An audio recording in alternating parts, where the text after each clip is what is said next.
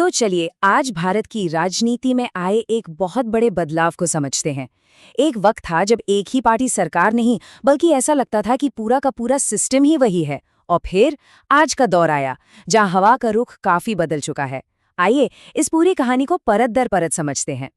बात है 2019 के आसपास की, जब देश में एक पार्टी सिर्फ सत्ता में नहीं थी बल्कि ऐसा लगने लगा था कि वो ही पूरा ऑपरेटिंग सिस्टम है, मतलब एक all in one combo pack की तरह। या यूं समझ लीजिए जैसे घर का वाईफाई जिसके बिना कोई डिवाइस काम ही नहीं करता। तो कहानी की शुरुआत होती है उस दौर से जब मोदी लहर अपने बिल्कुल पीक पर थी। ये एक ऐसा जनादेश था जिसने भारतीय राजनीति के सारे, आप कह सकते हैं सारे समीकरण ही बदल दिए थे। 303 ये सिर्फ एक नंबर नहीं था, ये 2019 के लोकसभा चुनावों में बीजेपी की जबरदस्त जीत का स्कोरबोर्ड था। ये जीत कुछ ऐसी थी जैसे क्रिकेट में कोई टीम 350 रन बना दे और सामने वाली टीम 100 पर ही ऑल आउट हो जाए। उस वक्त तो पूरे देश में बस एक ही नारा गूंज रहा था, मोदी है तो मुमकिन है। ये जीत सिर्फ पार्टी की नहीं बल्कि इसे मोदी ब्रांड की जीत माना जा रहा था। और फिर अगस्त 2019 में अनुच्छेद 370 को हटाने का जो ऐतिहासिक फैसला हुआ, उसने इस धारणा को और भी ज्यादा पक्का कर दिया। लेकिन देखिए, ये कहानी सिर्फ एक इंसान की नहीं थी। प्रधानमंत्री के साथ साथ शक्तिशाली और लोकप्रिय मंत्रियों की एक पूरी टीम, एक तरह की ड्रीम टीम उभर कर सामने आई। और इस टीम के सबसे अहम खिलाड़ियों में से एक थे अमित शाह। गृह मंत्री के तौर पर उनकी छवि एक ऐसे फिनिशर की बन गई जो किसी भी मुश्किल पॉलिटिकल मैच को आखिरी ओवर में जिताने का दम रखता हो। लोगों के बीच में तो ये बात बहुत आम हो गई थी कि अगर मोदी कप्तान हैं तो अमित शाह टीम के सबसे खतरनाक फिनिशर हैं। संसद में अनुच्छेद 370 पर जो उनका आक्रामक भाषण था, वो इतना वायरल हुआ कि उसने उनकी एक अलग ही पहचान बना दी।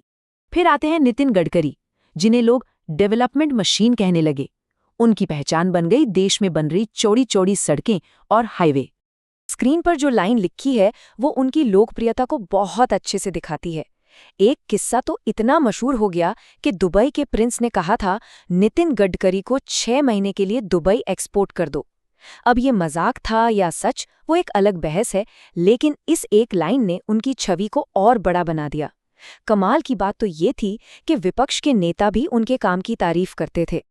और फिर इस टीम में एंट्री होती है एक और सुपरस्टार की, डिप्लोमेसी के स्टार एस जयशंकर, जो देखते ही देखते इंटरनेट सेंसेशन बन गए।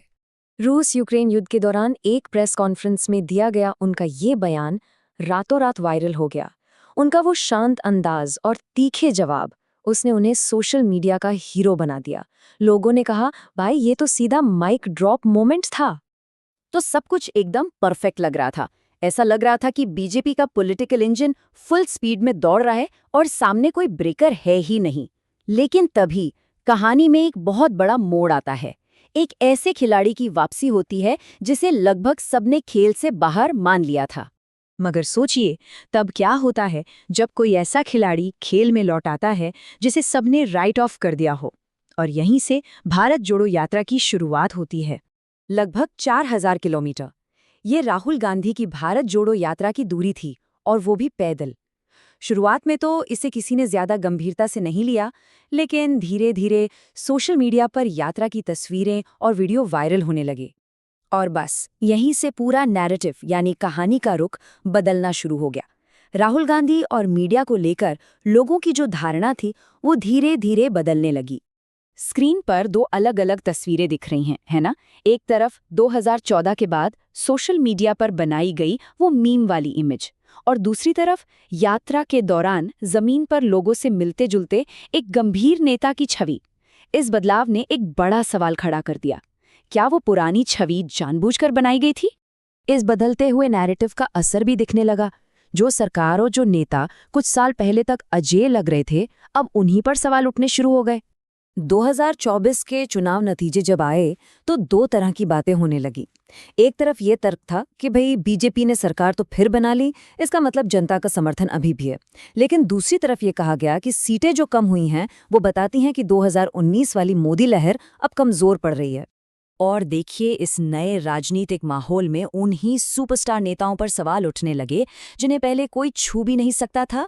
नितिन गडकरी से इंफ्रास्ट्रक्चर प्रोजेक्ट्स की क्वालिटी पर सवाल हुए, एस जयशंकर से ईरान इजरायल जैसे बड़े अंतर्राष्ट्रीय मुद्दों पर भारत के स्टैंड को लेकर सवाल पूछे गए, और अरविंद केजरीवाल मामले ने तो सरकारी एजेंसियों के इस्तेमाल पर एक बहुत बड़ी राष्ट्रीय बहस छेड़ दी।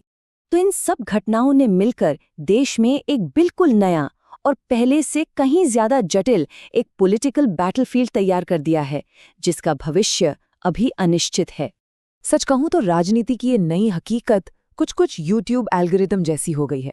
आज कोई वीडियो ट्रेंडिंग पर है तो क्या पता कल उसी वीडियो पर लोग कमेंट करें, भाई पहले वाला कंटेंट ज्यादा अच्छा था। यहाँ लोकप्रियता बहुत तेजी से बनती भी है और गिर भी जाती है। तो आखिर में एक ही सवाल बचता है, क्या ये एक पतन की शुरुआत है या फिर ये राजनीति के खेल का बस एक नया सीजन है? इसका जवाब तो शायद वक्त ही देगा।